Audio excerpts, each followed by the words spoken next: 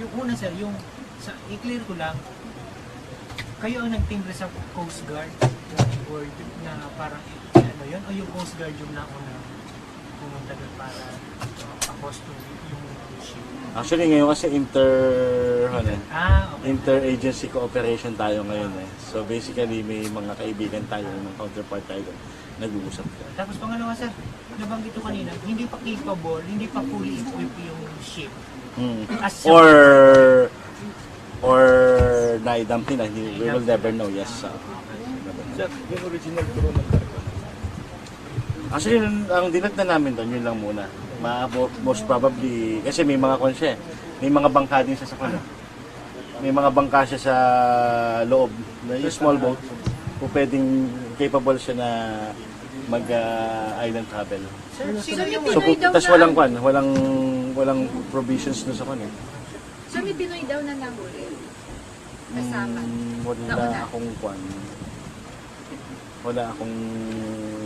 Wala sa record natin. Sir, nasan sila ngayon? Ha? Nasaan po yung mga Papunta sila dito. dadalhin dito? Yes. Sa AICC? Yes. Kukulong siya. We're hoping na ma-file natin yung kaso within this day. Sir, sino sa apat yung nakapunta na yun? Check ko yung record. Yun. Siya daw. Mas tinignan niya yung picture. Hindi ko malapitan yung passport eh. Mas malapit siya. Sir, mas ano kami dun sa parang, ano yung sabi mo? May contact sila dito? Hawak sila Kung pwede, dito? yes, Paano, meron silang dahil nga doon sa volume ng operation niya, obligadong may local na nagdi-distribute dito. So parang ano sir, concept of supply and demand. Meron dito mga... May demand side, may supply ganito. side, yes. Tapos, ipoprovide nila. At yung mga tao na yun ang missing link para ma-connect natin yung supply. Sir, gaano kalaki itong operasyon nito? Malaki siya. Malaki yung barko niya, capable siya ng kwan. Actually, pag nahulog ka dun sa lalagyan niya, hindi ka makikita. Oo, pwede kang patayin. Yung sindikato, yung operation ng sindikato. Malaki siya kung buong region, kung buong Luzon nasusuplayan mo. Kaya nga sinabi yung they've already went to Cagayan, Ilocos, Pangasinan, medyo malaki yung So safe to say, it supplies a major consumption sa Luzon. Yes. Sir, yung ano sila dito, ano yung parang sinasabi nilang legitimate business nila? What is their business coming here? I'm not quite sure sa kanila. Sabi ko nga, nung nag-board kami doon, kung fishing yung kanilang hanap buhay walang traces ng fishes doon sa kwan. So parang yung immigration, yung nagpapapasok dito, dapat titingnan din kung ano specific. Pwede mo naman sabihin kasi for leisure, di ba? Ang luwag kasi dito sa Mas medyo maluwag. Sir, yung hydrogenator, Yes. how much kaya Imported siya. imported? So, walang supplier. Ay, Walang supplier sir, dito would you know niya. how much yung ganun type I'm of... really not sure kung ano yung kwan. Sir, tingin natin, nahuli naman na natin yung mga parang promotor ganito. Yung mga leaders, kami sila, pero sila na rin ba? May mga leaders yan, we will investigate further. Pero sir, hagip niya na. I mean, May tukoy idea tayo. niya na. May idea tayo. Naano niya na yung nag-link na Yung flow, mga gumagawa. dots? Kasalukuyan tayong nagko-connect ng dots. Sir, any idea kung anong affiliation itong mga ito na international or local drugs? Considering yung volume, malaki siya. So, sir, May Chinese siya. Baka meron na lang, sir. Chinese syndicate siya. Sir, yung local ano dito ay nakakawala siya or Nasa kulungan. sa kulungan? Tignan natin pag-awan. Once na tapos investigation. Sir, paano nyo na-trace na galing pa sila sa ibang provinces? May documentation ba yun? May mga sources tayo. May mga confidential, reliable information tayo. Including Claveria. Yes. Sir, ano ba yung lugar ng barko kita sa from the island, from the shore? Malayo siya, 30 minutes from the shore siya. So hindi na siya kita. At marami naman talagang barko din na nakatabi sa kanya. Sir, what do we know sir, what do we know so far of the suspects? Ano yung trabaho nila sa China? Pinaprocess pa natin mabuti. Gaya nga sabi namin, yung isa, Nanggagaling pa sa iba't ibang bansa talaga. Sino po siya? Sir? Shanghai, Shanghai daw. Yung memorize. Tapos siya, mahihirapan ako sa kon eh. Sir, as per your sources, sir, and the intel, yung barko ba na yun, madalas na rin makita na like, Nakikita siya. like gano'ng kadalas? Enough na ma-describe siya. Enough na ma-describe siya, pero hindi ganun ka-certain. Kaya nga may composite team tayo na talaga nag-aabang. How about, sir, yung owner ng boat? What do we know so far? It's Chinese registered. Chinese registered, So, nag-trust- Chinese national. Chinese yun. Chinese yung... Nag-trespass pa kaya yan? Yung nationality ng barko. Chinese at home. Trespass pa kaya yan sa ating... Gaya nung sabi ng Marina, wala silang record na pumasok sila sa Pilipinas. So yung registration to a person or to a company? Actually, yung registration sa barko yun eh. May nationality din yung barko niya. So, it's, ano ba, Chinese? Supposedly, maritime law, yun yung flag na So pwede na natin nakaangat atin doon na sa lang yung kan. barko, sir. Ah, Atin na lang right now, it's after. custodial legis. Sa atin na lang sir, magagamit. Wala na maghahabol. Tapos natin sa kanila. Actually, we're kind of waiting na may maghabol, di ba? Pag may naghabol, And then, malalaman natin. Pwede. Kasi magro-rule yung internal, sunugin yung kasama yung flag. yung flag na lang sa bayan. At least yung barko magagamit pa. Parang, so, parang cruise ship. Ay, hindi. Malaking cruise ship eh. Fishing, more of a Fishing boat siya, fishing Fishing vessel. boat Fishing lang vessel. talaga. So parang yung mga, kasi mas familiar ako sa Roro, yung gano'n ba? Hindi eh. Maliit doon, ang maliit doon. Parang lansya. Ang Yung lansya. ginagamit sa ano, sa Gaano kahaba? Wicked Judy. Ayun sa Coast Kung Guard napanood niyo yung one, pili ko ni George Clooney. Ay, Yung, hindi, yung sa kwan yung nasa boat sila. Perfect Storm ba yun? No, Perfect Storm, yeah. Ganun. Sir, ano ikakaso nyo sa apat? Anong ikakaso natin sa apat? Right now, yung Section 8 ng 9165 and Section 11, 9165. Possession and manufacturing. Sir, is a report ba yun? After ng kwan, after they face yung criminal charges na ifinalize. Saan na yung magtagalog? Wala. Are you in Mga medyo siguro. Ito, subo-subo. Sir, Are you in dito favor, yung sir, na sinasabi patayin na lang mo? yan? Yung Yung na Europe, yung Sir, lagi bakit na hindi nanlaban itong mga Yun, pwede.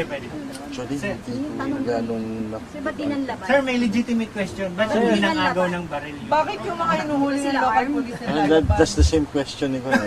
That's the same question being interposed by our Sir, CPNP. di ba, sir, di ba sabi, pag hindi nanlaban, palalabanin? Ano nangyari? Binigyan niyo sana ng laban. Baka meron pa mapiga eh. Na yung bibigyan. Sige, bumunot ka. Uy, on record na With the arrest nito and yung barko na natin, anong effect nito? Malaki ba? Yung mababawas? Definitely, yung capability nila na mag-transport, mababawasan. Considering 25 million yung halaga ng ganung barko. Yung ganung fishing boat. 7 days lang sila dumating. Ibig sabihin, dapat alam na nila na intensified yung campaign against illegal drugs. So, parang hindi sila aware para magawa-gawa. Ito nakakaintindi ng English sa Tagalog. Sir, kung 7 days, kasama ba yung Claveria? Matagal-tagal na yung Claveria. About Or, 7 ay, days, nag-arrive. sinabi kayo na Pabalik-balik siya. tatlong beses nagpabalik-balik. Pabalik-balik siya. Pabalik-balik Yung sa 7 days, sir, Pilipinas. yung arrival nung Yung latest arrival. Oo. Pero it's not the first time na dumating yung ilan sa kanila. So, sir, for the record, posible na yung nakadump o yung nakabaon sa Claveria ay nanggaling There's a sa possibility, yes. Mga forced shipment. Kasi nga may tao doon na talagang pabalik-balik sa Pilipinas. Hindi ba natin pwede i-compare yung product na nahukay dun sa na-recover? Kumpara sila dun sa hindi ba palaging gano'n? yung sinasabi? Signature no manufacturing. Gagawin ba yun? Pwede. Good suggestion. Engineering, good suggestion. AIBG ka na mula ngayon. Operative ka na. Sige, sir. Okay na? Thank you, sir. Yes. 3 times na pabalik-balik sa China. Sir, pag buo na po. Yes. Sir, So, pang soundbite. take 2. Pang one sentence. Long. Yung ano, yung papalik-balik. Tatlong beses. Thrice. Okay. May isang arrested tayo na this is not the first time na nandito sa bansa. Pabalik-balik siya. He's been going in and out of the country at least 3 times. Isa sa mga yan. isa sa kanila. At least 3 times a month? Hindi naman, 3 times. As per At passport. least 3 times na Yes. Within the year, sir? Sa video. Yung apat nating arestado papunta na dito sa AIDG. Hopefully within this day, we will be able to file a violation of RA 9165, particularly Section 8 and Section 11. Thank you. Sir, kunin ko number mo. Yes, 0917. Yung isa sir pabalik-balik. Tawagan ko lang kung sino Yung pabalik-balik. tayo ng European vacation. Sir, i-text ko po kayo. Yung actually siya yung Ako sir, kasi ang tinatanong, Teka lang, tawagan ko siya. meron pa. Meron pa si Maan. Basta tanong ni Maan, i-record niya yan. Siya nakakaalam ng kaso nito. Kasi mga taong ko. Isa yung abogado nung isa sa Pasok mga ako dito. balik-balik. Gagay na, sino yung Chinese na pabalik-balik na dito sa bansa? Meron pa natin Pangalan?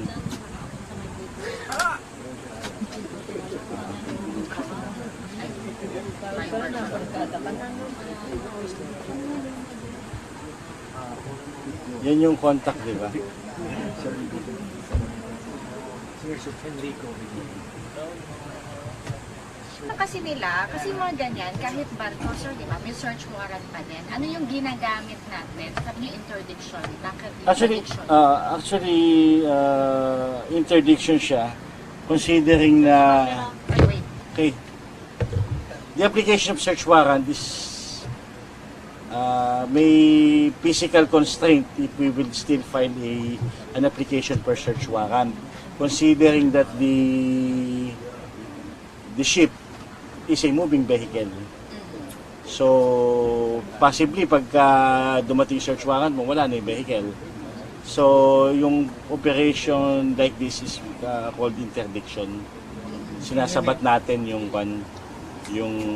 cargo. So, parang ongoing. Yes. At force. At pursuit, parang Kasi may gano'n. violation naman, di ba? May initial violation naman tayo, maritime law.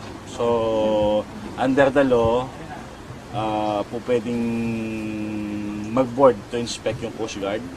And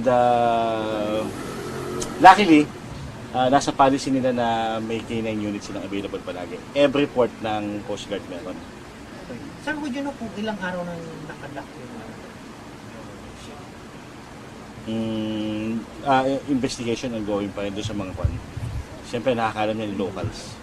So, sa mga ilang araw yung paggawa ng shopping, para may nasabi kang 2 days lang, pwede. 2 days lang, pwede na yan eh. So, habang, pabuo lang sir, habang palutang-lutang doon. Habang palutang-lutang doon, makakabuo ka ng shabu. May mga fisherman na kukuha, makakapag-ando tuloy. Gano'n ba katagal sir yung paggawa ng shopping? Gano'n katagal? 2 to 3 days, kaya. An advantage ba yun, sir, na nasa dagat ko? Wala makaka-detect. Mahirap siyang ma-detect. Lalo, idadak mo pa sa international waters, di ba? Mas mahirap siya. Pwede lang itapon din doon kapag Papagparating pa lang. Kasi nangyayari, pag naluto, bibigay na, lilipat naman doon sa aray. Pwede lumipat, pwede. O, dito may order tayo, punta naman tayo doon, no? Pwede. Bumubiyahe. Para ginawang burger machine. Oo, no? Kiosk lang eh. Usad ka. Just lang. Kaya pala national waters or Hindi, municipal waters. municipal waters. Kung busog sila doon sa international waters, Mahaba-haba. Oh, kaya yun. may jurisdiction pa tayo. Wala na. Pag pumasok sa international water, Oo. Wala Lalo pa na. sila kalayo sa international waters. malayo pa. Ilan ba, sir? Kaya malayo pa, malayo pa. 50 nautical miles ba yun?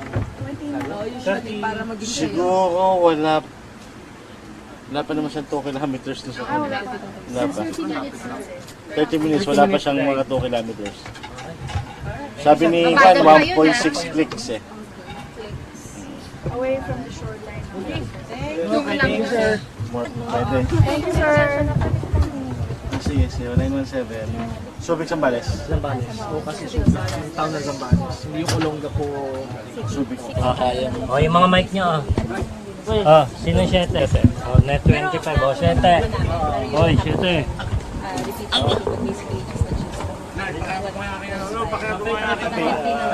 Liki.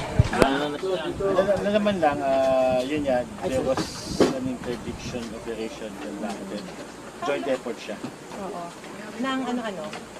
Coast Guard, Immigration, Oo, immigration. Custom.